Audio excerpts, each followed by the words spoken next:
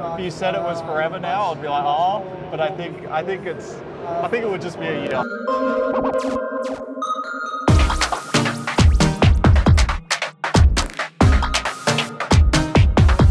I've been good. Yeah? Yeah. I'm like good, but I miss it. Yeah. But I'm good. You think And it would if it's be- just a year, then I'm good. I reckon this time in a year, this pool will be filled with water again, Yeah. and you'll be jumping in it again. Yeah, that would be good. I mean, your life must have changed so much in the last 6 months, really. Yeah. For the better and for the worse. But overall, do you think it's been a good thing for you to take some time off? Absolutely. Absolutely. I think like a lot of even little things, just being able to spend more time with family, like that's been really nice. I think like the older you get, the more it's like the little things, right? And that's what you start to obviously appreciate a little bit more. So getting more time over Christmas with them, friends, and kind of like reconnecting with friends, because a lot of time, even if they come and visit me when I'm racing, like I'm not the same when I'm racing, you know, I'm in work mode and it's hard for me to like completely be engaged, so to speak. So like just to actually be a friend has been really nice, and to hear how their life's going as well, because as a driver as well, like you're so selfish a lot of the time. So yeah, you don't like, I don't know, you have to put yourself first. Oh, so for sure. it's And you're nice away to all like, the time. yeah. But I also noticed that you've released your new clothing line. I love it. Yeah. I love the video so much. Awesome, thanks. How has that been, like doing such a creative process and being part of that as well? Is it something you'd always wanted to do? It's something that I think through F1, Yeah. I definitely started to appreciate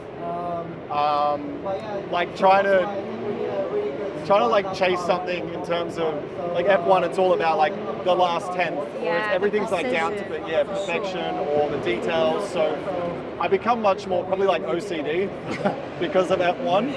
But it's like it's given me drive to like want to go and do other things, be creative elsewhere, and like strive to, I guess, be successful doing something else as well. That also leads me to the Met Gala. I'm sure you've been asked about it so many times. That's all right. Just like, I like what's talking it about like? it. Please. It was pretty awesome. Like I was definitely nervous because unless you're a VVIP, like you don't get a +1, so you're going there alone. You're a VVIP. Whoa. I'll say thanks, but I'm not. But yeah, so you're definitely a bit nervous at first, but then everyone's kind of in the same boat, so you just start kind of mingling, and everyone's, because there's no like social media in there, there's no phones, it's very private, so everyone's... Is it quiet when you go in? Yeah. Like, could you hear a pin drop? I don't know what no, I was doing everyone's talking. Okay, good. And it's cool. Yeah, it looks cool. Yeah. Did you like plan out your poses in the mirror before? No. You so did. No, I don't really have, I feel like if you're a lady and you have a like extravagant dress, you have to 100%. plan, like how am I going to do it? 100%. For me, it was quite like a very, let's say clean look. So I was just like, I'll just do what feels right. Because I didn't want to go there and be like, oh, put a hand on a hip or something, and then Hand in the if hair. it doesn't feel right, I'll just be like, I'll overthink it. I had a little hip flask with me, so I had a few sips, and then I was good. And then you were like, I'm ready to go. Yeah. Well, it's really cool to be in Monaco with you. This is a place that has so much history for you. Yeah. And I mean, you just mentioned there that you live here and you have like even a personal history here. But 2018 was your year. You are a king of Monaco. How does it feel to know that you've won the Monaco Grand Prix? And also just casting your mind back to 2018 after your year in 2016. What was that win like for you? And how does it feel now looking back on it? It still feels, how do I say, nearly surreal in a way. Like I've relived it so many times, but it still feels very recent. Yeah. But also that whole weekend was such a whirlwind, and I'm very like proud about the pool photo, because it's such like, for me, I look back on it and it reminds me how like big that day was for me, and how many people were.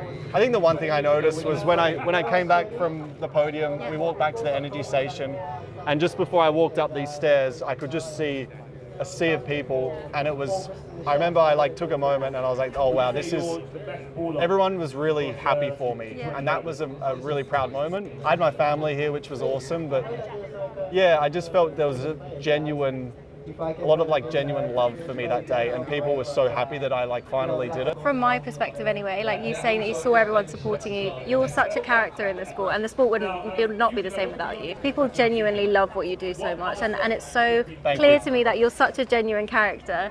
But I have to ask, I mean, that mindset leaving 2016 here and coming to win here in 2018, how do you think that kind of comeback, bounce back mindset has helped you, you know, in the tougher moments of your career after you left Red Bull and in the last couple of years as well?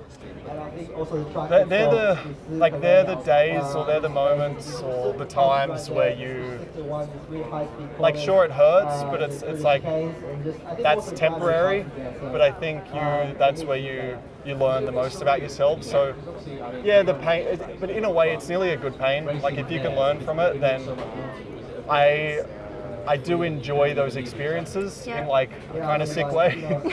Because it's like, you know, like 2016, that was like the darkest I've probably ever been after a race. I looked back on it and I was like, it means so much to me, and that's why I feel that way. So that's a good thing, you know. It's like my priorities are there.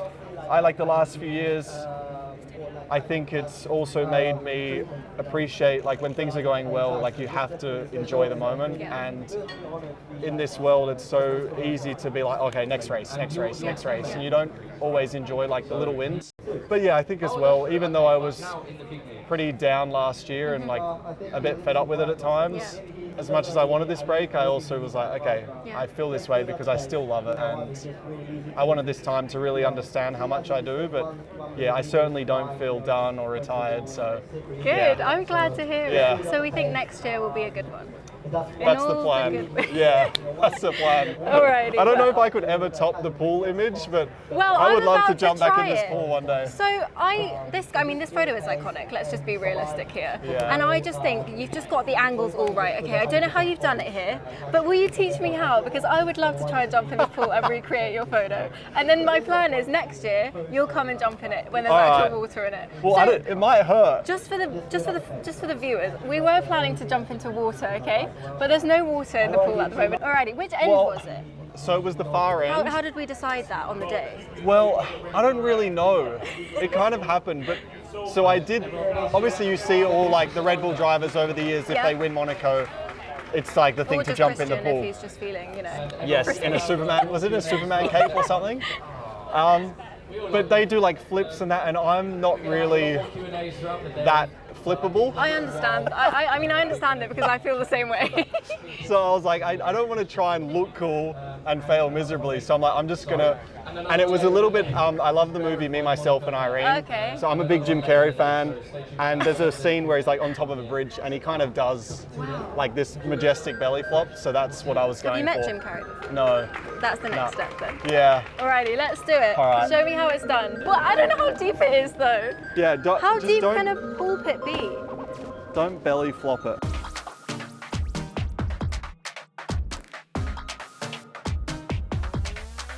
I'm just gonna stand on the couches.